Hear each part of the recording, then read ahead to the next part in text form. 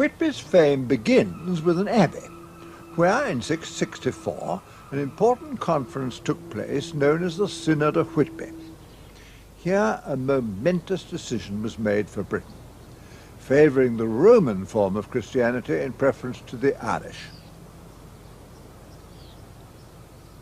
200 years later, the original abbey was destroyed by the Danes.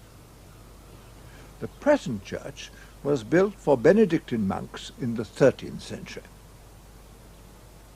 There are hallmarks here of the early English style, the first phase of our Gothic architecture.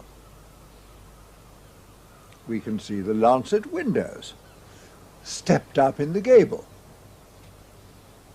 and the dog-tooth mouldings, and the simple quadripartite vaults.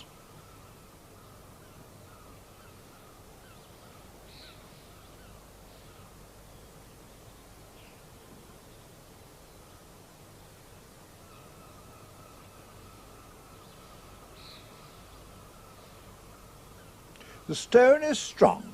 It's Jurassic sandstone in 3 distinct colours, lugged up here on carts from surrounding quarries.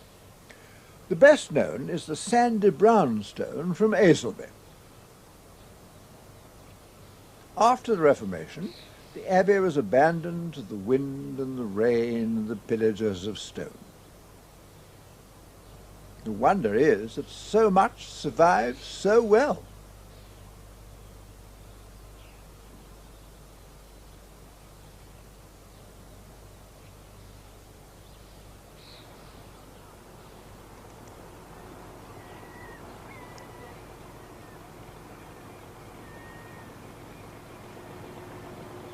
After the dissolution, the abbey and its lands were bought by one Richard Cholmondeley, whose son Francis, at the time of the Spanish Armada, built a house.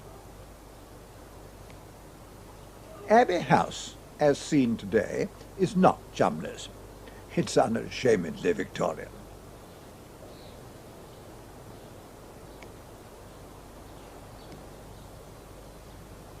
But across a courtyard, we find the facade of a very odd building.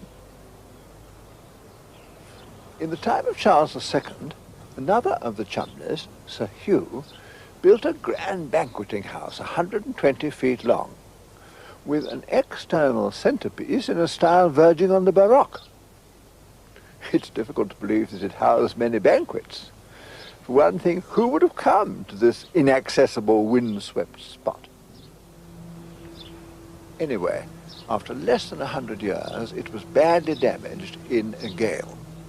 And soon after that, the Cholmondeleys moved away forever to one of their other estates.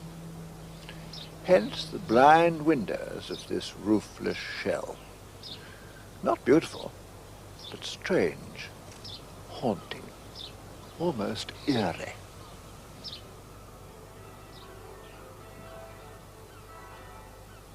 Virtually the only other occupant of this cliff top is St. Mary's Church.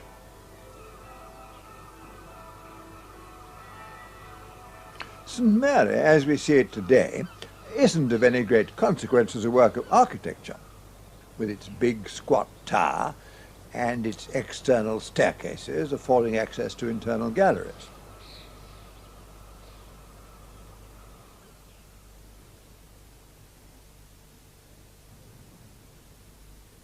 But the interior is a thrill, absolutely unforgettable. What we have here isn't a work of art, but it is a most illuminating social document. Here can be seen, as nowhere else in England, just what the Georgians thought about a medieval church, and what they were prepared to do with it. That this interior should have come through the age of Victorian piety unscathed is little short of miraculous.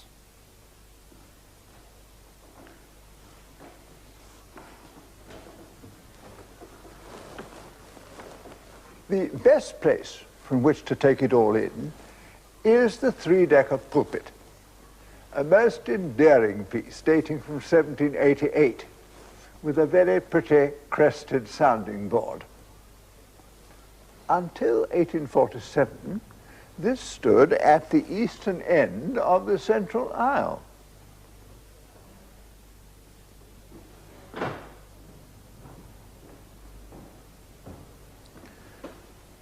Below a Norman chancel arch, there was once a screen surmounted by a rood, the image of Christ crucified, flanked by the Virgin Mary and St. John.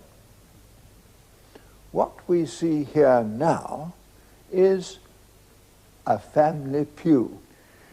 This, as some would say, blasphemous object was installed by the Chumleys rather before the Georgian period, late in the 17th century, in fact.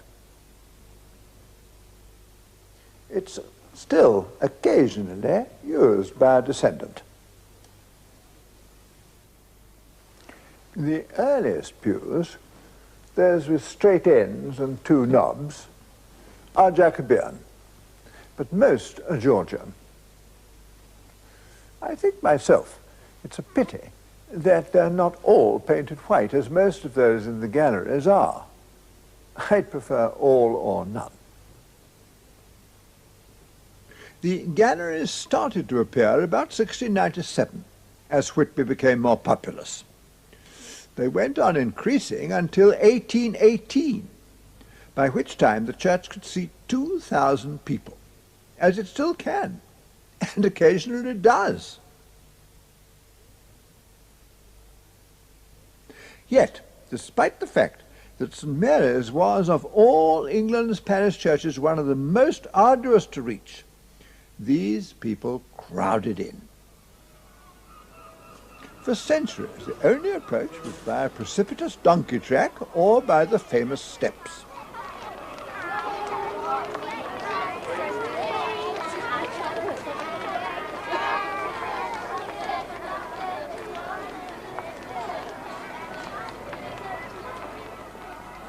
These, all 199 of them, are the property of the rector and church wardens. And their maintenance is a constant drain on church funds. They too are of Aylesby sandstone, but originally they were of wood. Up these steps, generation after generation, came not only the living, but ultimately also the dead.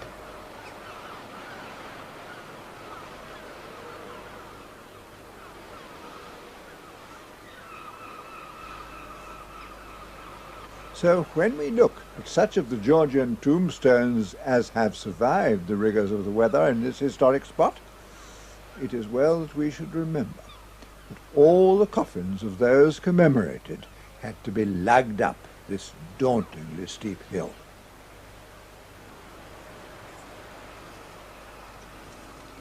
Who were these people?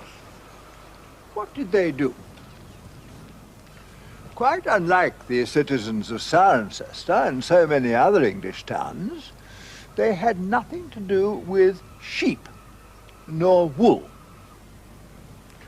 The prosperity of Whitby, which reached its peak during the 18th century, depended upon the sea.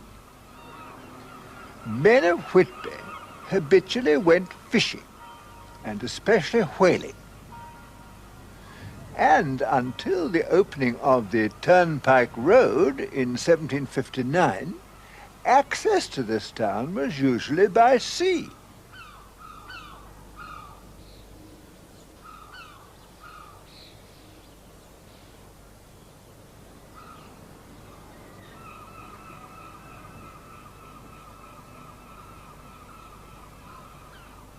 Even today, fishing is still an important local occupation.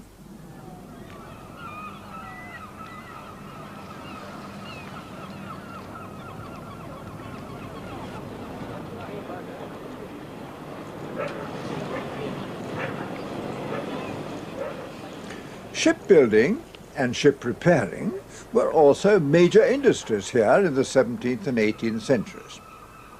It was Whitby men who built the wooden vessels which carried Captain Cook, a local celebrity, on his great voyages of discovery.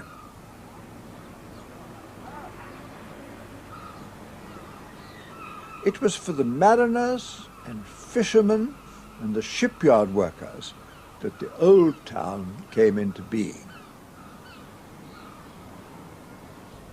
Many of these cottages are situated in what are known as the yards, which are a feature of Whitby.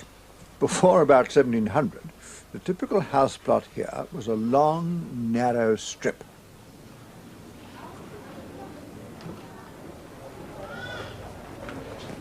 When, with increasing prosperity, the population rose, many of these strips were sold off for additional housing, often accessible only by a passage under a corner of the original house. It would be misleading to say that all the dwellings in these yards were equipped with mod cons. In another yard, the loo is decorated to match the house. But what a long way to go in the rain.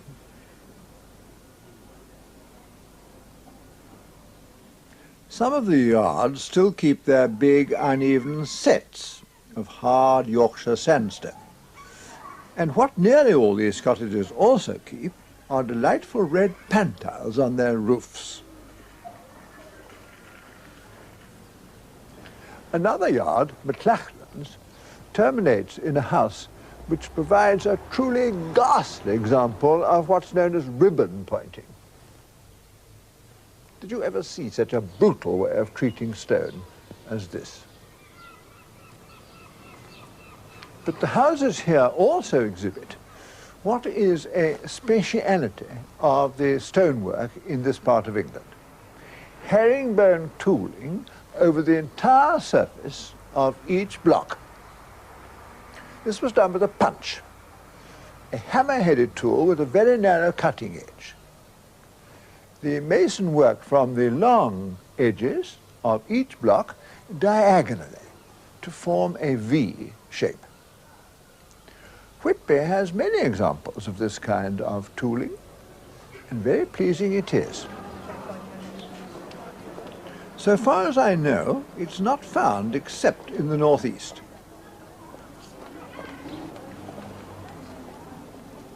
By this time, another feature had caught on here to an extent that I have never encountered elsewhere, the very long window.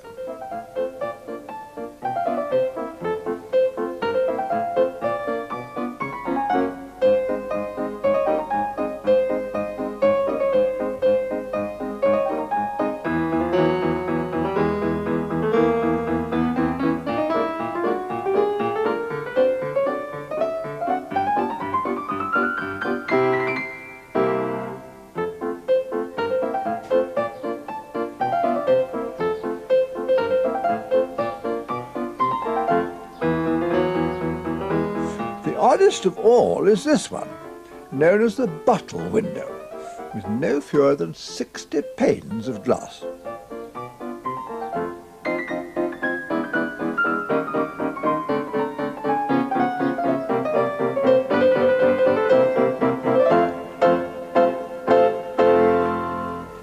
What now of the larger houses?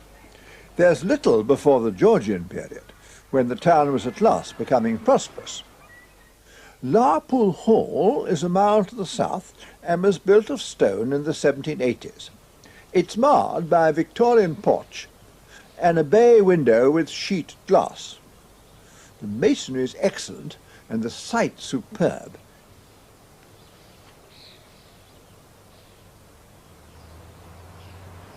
St. Columban's, which was built for a ship owner and formerly called Airy Hill, is also sandstone, carboniferous here, also nearly 200 years old, and also had a Victorian porch added. But this one is good, a real embellishment to the house. The other side is also sumptuously enriched, with no expense spared.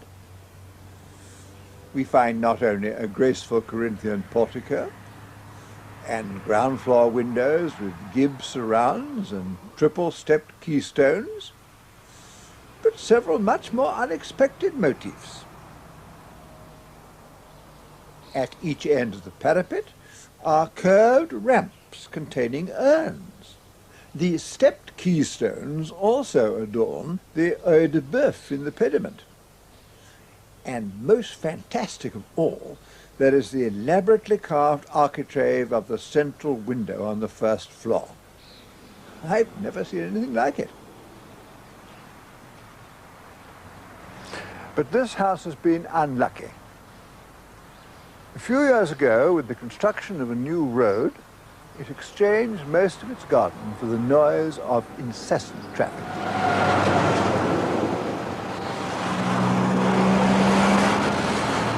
It became a school, and then for 6 or 7 years stood empty.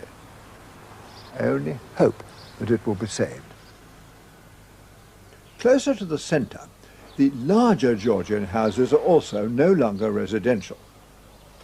This one, again mainly brick, but with stone dressings, was once a very handsome house. As for this one of ashlar stone, it's said to have once been the finest house in Whitby. Just look at it now. In 1870, it became the Crown Hotel, and now it's the Working Men's Club. The Georgian front has been brutally masked. And here, another house fallen from glory.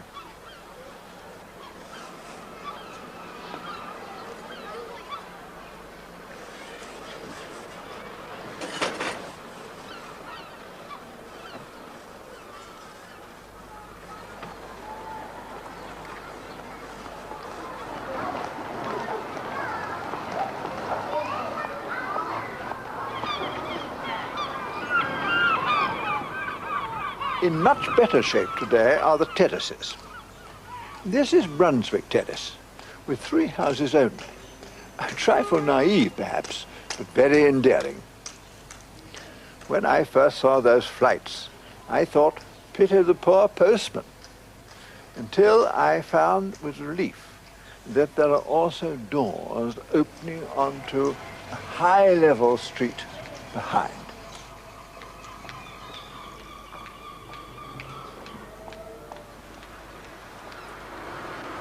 Bagdale keeps a handsome range of houses which don't exactly form a terrace, built from 1780 onwards.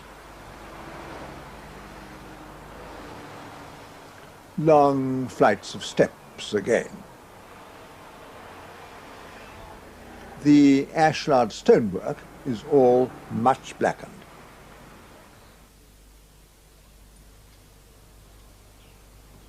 I suppose the best address in Whitby is now St Hilda's Terrace.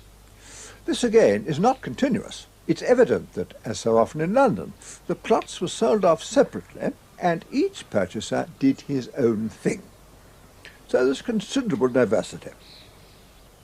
But these 25 houses were all for the well-to-do, with steep gardens in front and entrances from the back.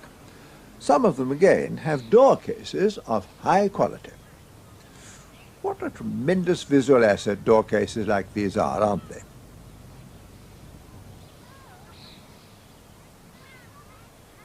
Add a porch, and you may keep cozier, but at a frightful cost to the appearance of your house.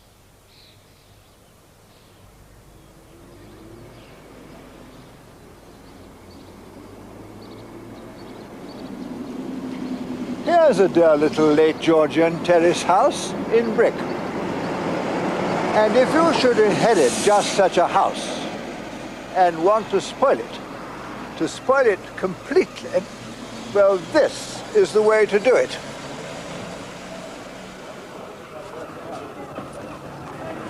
The old Smuggler's Inn is, of course, very much older, but I include it here because of the windows. They're sash-framed, but instead of moving up and down on cords, they slide sideways. The only way with low rooms. Because of the prevalence of this kind of window in this country, they're often known as Yorkshire windows. None of these houses had any connection with the development of Whitby as a tourist resort. That didn't begin until the arrival of steam trains here in 1847.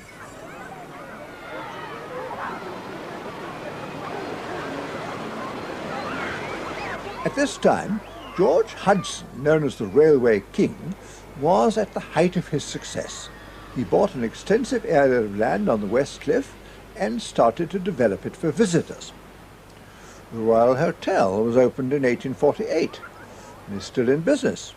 But not many years later, Hudson, who was a crooked financier, went bankrupt.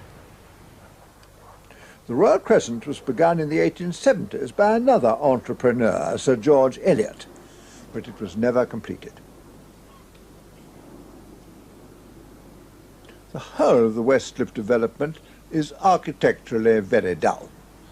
It culminated in the Metropole Hotel of 1897-98, a poor thing indeed compared with the Grand at Scarborough. It's now flats. Elsewhere, however, Victorians did make some good contributions. The Seamen's Hospital, an almshouse, is a delightful surprise.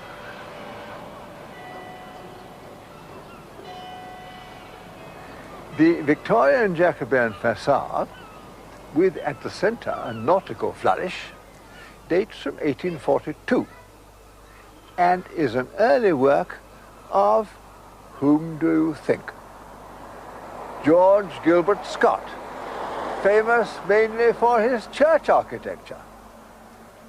It's of good red brick, laid in English bond, with ample stone dressings.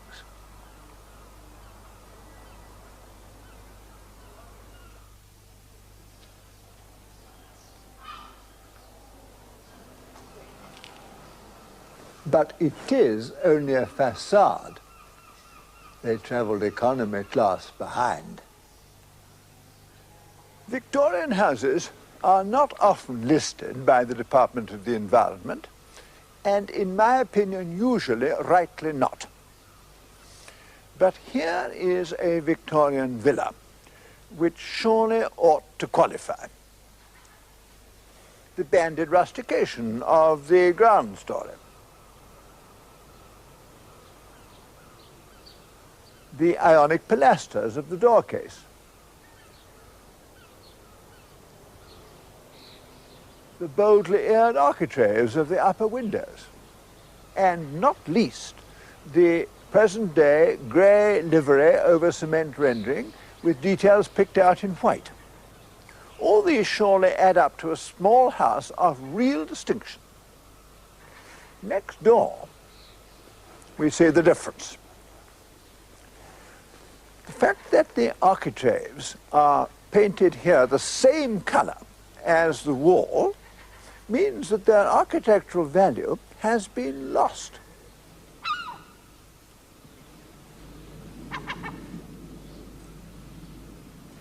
Here's one of Whitby's nastiest buildings, but a stone's throw away is something very different. This, believe it or not, is a supermarket built around 1980. Within, it's just like any other supermarket, but externally they troubled to provide this fascinating grouping of pan-tiled roofs in the full spirit of Whitby.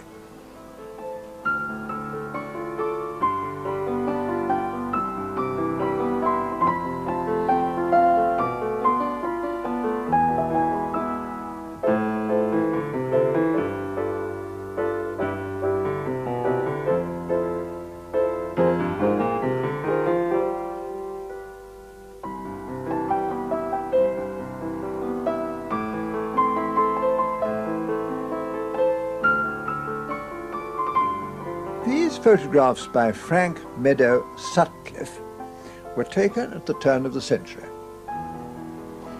If we compare his view from the cliff top with ours, well, we've lost a little windmill. but gained, yes, the penthousescape of the new supermarket. In a single phrase, Whitby has preserved its identity. Joy of joys, there are no high-rise buildings anywhere. Here, of all places, they would be an affront. Pleasant little modern houses step sensitively down the hillside. The colours are right, the scale is right, the materials are right.